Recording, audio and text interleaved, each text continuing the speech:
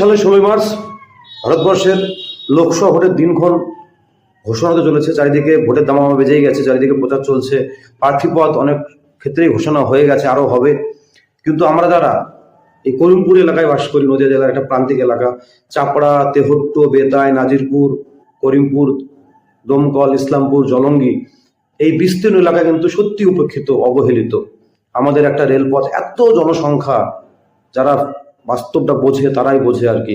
সত্যি একটা রেলপথ দরকার। তো মিটিংয়ে, মিছিলে, জনসভায় যে প্রার্থী হোক না কেন, আপনি এলাকার বাসিন্দা হিসেবে আর কি আপনি একটা দাবি জানান যে আমাদের এই রেলপথটা আপনাদের মাধ্যমেই হয়তো আমাদের এই স্বপ্নটা পূরণ হবে। আপনারা আমাদের জনপ্রতিনিধি, দাবিটা জানান। অন্তত মিটিং মিছিল হবে, নেতা আসবে, নেত্রী আসবে, তাদের কাছে অন্তত এই দাবিটুকু জানান, জোরালো দাবি জানান যে আমাদের রেলপথ কিন্তু চাই।